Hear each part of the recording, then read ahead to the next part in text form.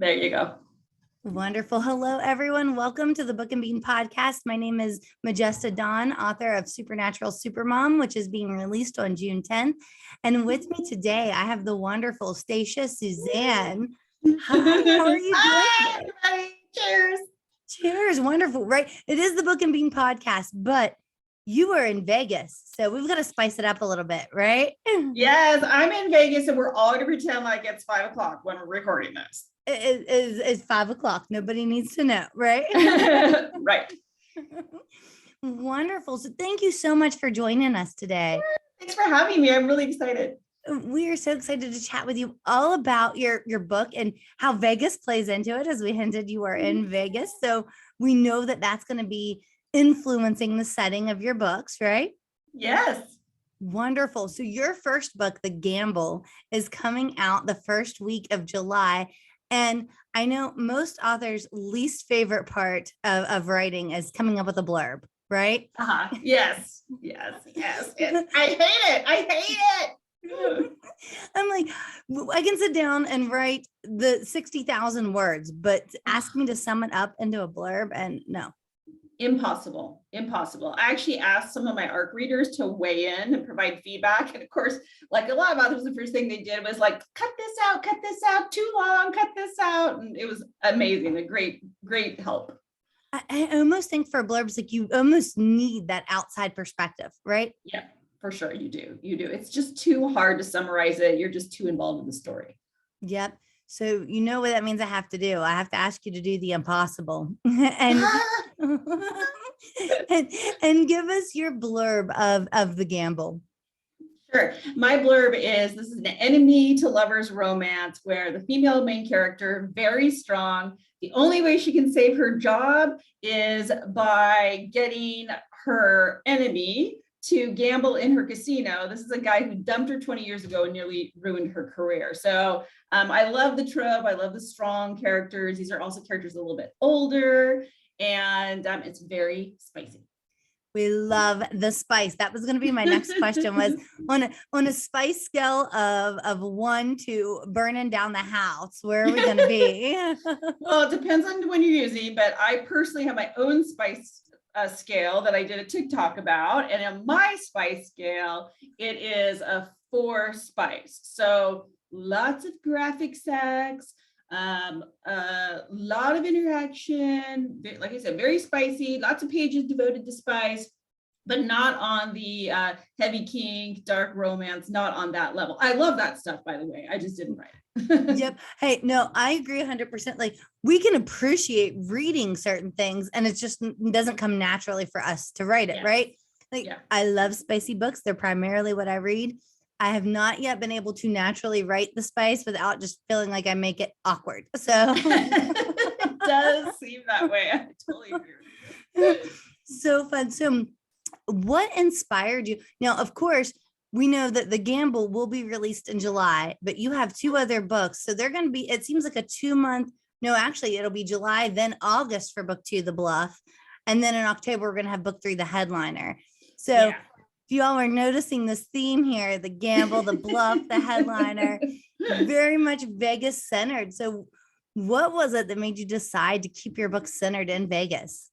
Well, I live in the Las Vegas area, and I'm one of these few people that actually moved to Las Vegas because I wanted to live in Las Vegas. It's very strange, but I'm from the Pacific Northwest. It was very cold, 4 seasons. I was done with the snow, so I love the heat. I do like to gamble myself. And I used to work on the Strip. So I was in human resources, and I was in charge of human resources for one of the larger resorts on the Strip. And it was just, that's what inspired me. I just wanted to do something there, and because it's so much fun. It's fun. There are interesting real life characters. You don't even need to make them up when you work on the Strip. And I knew it'd be a great setting for romance. So I have to ask, are any of the scenes or characters or people in your books, did some of that come from real life? Like, yes, I actually saw this happened, and it was too good to not put in my book. Yeah, actually there there are quite a few items that actually I know of happening. They don't have a lot of crazy characters in those specific books, but there's a lot of things that happen around the gambling, how the high rollers are treated, that are true to life. And then there are other things that I think on the Fated Mates podcast, they call romance reasons. So just kind of made it up. Everybody in the casino world would be like, that would never happen in a casino. And I'd be like, nope, happening in my book. It's for romance reasons. I love romance reasons. Yes. Well, and we need enough of a basis in reality, right? That it makes sense, but also it's an escape. So it's okay to have those romance reasons in there. That's what it's for. It's fun. Yes. I love it. One of the things that we always talk about is how we write what we know, right? And obviously, like your experiences getting to work on the strip and see that Vegas lifestyle, it had to just make it so much more fun to bring that into your books and your characters. It really did. And it also brought just a level of knowledge that even if I knew I was doing it for romance reasons, I was making a choice, right? And I made sure also that the people, like the characters and the jobs they have, those are very true to life. Like this happens in a real world. And in all of my books, they're all billionaires, of course. But there is this mansion that they stay in within the casino. And that's actually based on something that's actually true at MGM Grand, which is there's a mansion that super rich people stay at. You can't even book it online. It's that type of mansion. And so that's something that I think a lot of people wouldn't know and might think is made up, but it's really not made up. That actually happens. That's amazing. I think I made the wrong choice in life, and maybe I should have been like, I had a rule. Yeah, me too. So tell me, Stacia, when did you first decide that you wanted to write books? Is it something that you've always enjoyed? Have you always been writing, or was it something that this story came to your mind and you were like, I have to write this? Like a lot of people have a lot of stories. So I have an English and an education degree. And way back when I started out as an English teacher, and they jokingly say that all English teachers are just frustrated writers. So I did English teaching that brought me into human resources. And I've pretty much been doing human resources for my whole career. But in that job, I've written several nonfiction books. This is my pen name, but I've written nonfiction books in my area of HR. And so I had experience doing that. I wrote one young adult novel, like everybody I feel like does. And several years ago, before self-publishing was even a thing, threw it up on Amazon. It did okay. Wrote my nonfiction, but I always knew I was going to come back to fiction. And I really want to put out. I just love romance. And I want to put out as many romance books that I can that are quality. And that's really what I want to do when I retire, because you can be anywhere in the world and write. Yes. And that's what I want to do. And I tell my husband he needs to quit his job and run the business side. But he's not down for that yet. He's going to run the business side. That's the tough part about being an indie author, right? Is the business side of it as well. Yes. Yeah. If we just write all day and then have someone else do all the business stuff, for sure. Now, I know you mentioned your husband. So it sounds like you like to write those stories. You mentioned earlier that in your first book, the characters, it's not like they're in their 18, early 20s, right? And you said that you found your own happily ever after later in life, and it inspired you to write romance books with plenty of spice that aren't necessarily the stereotypical girl's a virgin straight out of high school and meets the billionaire, right? That we see so often. So tell me more about that. Well, a couple of reasons. When I was a teacher, I was a high school teacher. So writing for 18, 19, 20-year-olds is a little creepy for me. And so that's one thing. So I don't know that I can write a virgin. But the other thing is really, I did wait a long time to get my happily ever after. I was married early on. It didn't work out. And then I was divorced for over 10 years. And before I finally met the man where I'm like, oh, this is the man I'm supposed to spend the rest of my life with. I honestly didn't understand what people were talking about. If you had asked me during that time period, I would be like, no, people are not married to be forever. And we are just not a monogamous group among us. No, we are not. Like I would have been like that person. Now I am the annoyingly super sappy, like, oh, find your true love person. And I think that's kind of what inspired me to give everybody a happily ever after. I really do. I want everybody to have one.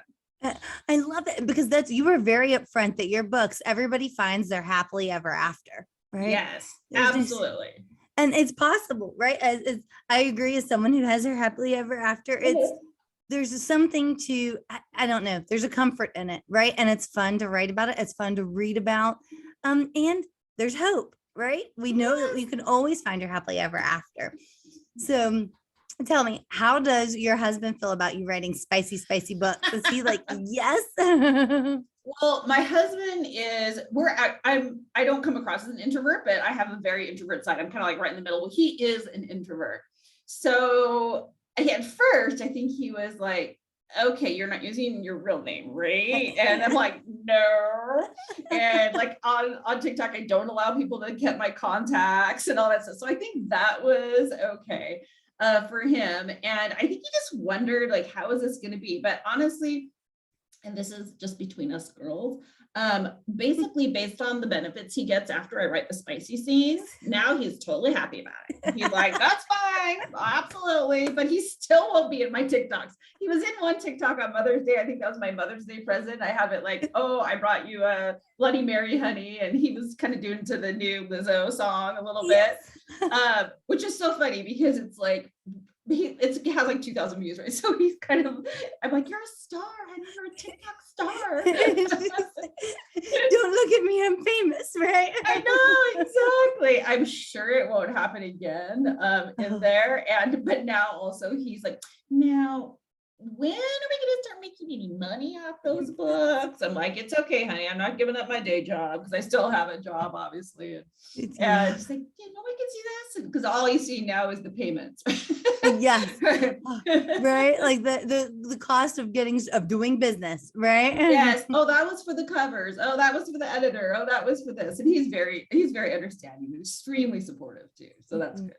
That's a wonderful. And it's funny that you said that you're more of an introvert. I consider myself, I always joke that I'm the most extroverted introvert you'll ever meet.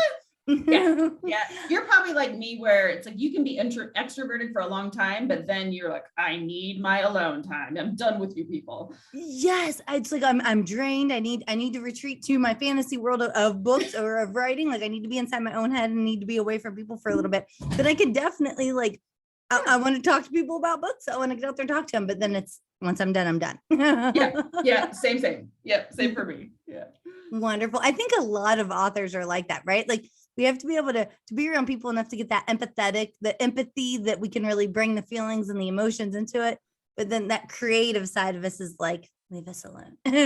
Yeah. I need that time to recharge and to just be sure that that's when I get creative, right? That's when I get my best ideas, is when I'm having that quiet time. If I'm around people all the time, I'm not as creative as I could be. I need time to process, I think. I think a lot of authors are like that. I agree. Yep. And what's so frustrating is for me that time, I've got 3 kiddos and work another day job as well. So for me, the time that happens is when I'm in the shower, and you can't have a pen and paper in the shower to jot notes down for story ideas. So true. You need a waterproof thing on your phone, or so you need a waterproof phone where you can talk on the phone and say, this is my idea. So I'll be like scrubbing my hair and I'm like, okay, if I just keep repeating this line that came up that was really good over and over and over again, I'll remember it when I get out and I can jot it down. Yes. Oh my gosh, I'm the same. And those middle of the night things where you have to write them down. The other night I woke up and I swear I had this whole thing planned out, and I'm like, I'm gonna remember it. I'm gonna remember it because I did that same thing, repeat it. Woke up and I'm going, now, what was that brilliant idea I had? Didn't find it. Never came back yet. Gone. Yeah. I have actually, because unfortunately, I know it's bad, but I sleep with my cell phone right beside my bed. It's my alarm clock. It's my everything, right? So I have woken up in the middle of the night and had to click into the notes app to jot something down real quick, even if it's just the bare bones, like, okay, now it's in there and go back to sleep, but it'll be there in the morning and I'll be able to make some kind of sense of it. Right. Oh my gosh. I think we all do that same thing. For sure. Absolutely. Well, it has been so fun chatting with you, but the biggest thing that everybody needs to know, I know you said you're on TikTok. I know that's how we met. And I could definitely, if you're okay with it, share your TikTok handle in the description of this video.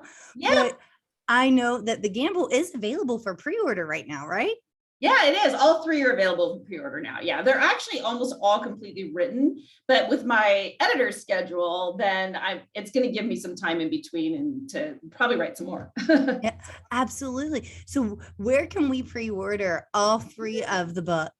Yeah, they're all on Amazon right now. I'd love to go wide at some point, but with, like you said, with the day job and everything like that, I'm just going to focus on Amazon. Yes, they're all on Amazon. On my my TikTok profile is Spicy Romance Writer. I have a Facebook account, and all of them linked to Linktree that'll take you to Amazon. Or everybody knows how to find Amazon on their own too. So feel free. Right. And this is the Steamy Nights or Steamy Vegas Nights series is the title of all three books. I love it because it is very steamy and spicy.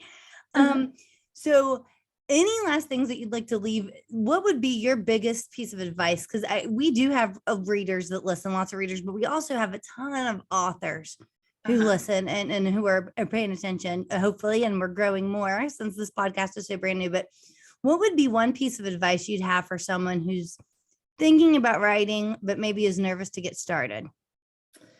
Wow, I would just say a couple of things. Get the butt in the chair, right? Just the words and having that schedule. I keep to a schedule and I try to write 1,000 words a day, come rain or shine if I can, right? So that, but there are so many resources out there. And I have to say 20 books to 50K is one of those resources on Facebook that I have learned so much from. So I would almost say like start there before you do anything else.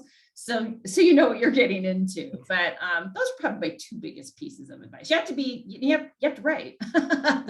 So get the butt in the chair. So. That sounds so simple, right? Get the butt in the chair. It sounds easy. But I can't even tell you, I'm supposed to be working on book 2 and I have these ideas. I know a general idea of where it's going to go. To make myself sit down and actually type this past week though, has been, so that can be one of the biggest struggles. Once I'm sitting, even if I don't know where I'm going to start, once I just sit down, eventually the words come, right? Yeah. It's just sitting, but I agree with you. I'm the same. I missed 2 days and I had to do more. Life happens, right? So that's probably my third piece of advice. Life happens and don't beat yourself up. You're going to write it eventually. It's like, it might not happen right away, but you're going to write it. So. Yep, absolutely. I love it. Well, thank you so much. I'm going to link everybody up in the description to this video if you're watching on YouTube, or the podcast if you're listening on Apple Podcasts or Spotify. In the description of this video, you can figure out exactly how you can find Stacia Suzanne and get the Steamy Vegas Night series, starting, of course, with The Gamble, which is out the first week in July. Do we have a specific date yet, or are we still just at the first week of July? We're shooting for July 5th. So need to make it through the holiday. July 5th is the day. So that sounds like the perfect book to enjoy while you're on that beach vacation after you just get done celebrating the 4th of July. You need something good to read. Absolutely. Thank you, Majesta. It's been so wonderful to meet you and talk with you. And thank you for everybody who's listening too. And great job on the podcast. Oh, thank you so much for being on. Hopefully we can have you on again soon, especially when maybe book number 2 is getting ready to roll out in August. I know, some more Vegas tips too. That's the other thing we have to get into, like, where should you come to, when you come to Vegas, where should you eat? Where should you drink? I've got the tips for you. I need to know. Maybe next time I need to change my background to have like the poker chips, and I like Texas Hold'em, but I don't think I could hold my own and actually in Vegas. Everybody can learn how to do it. Wonderful. Well, it's been so fun chatting with you today. And everyone, thank you so much. Please make sure that you subscribe, and hit the bell. That's how you get notifications when new episodes go up, and keep reading. Yeah.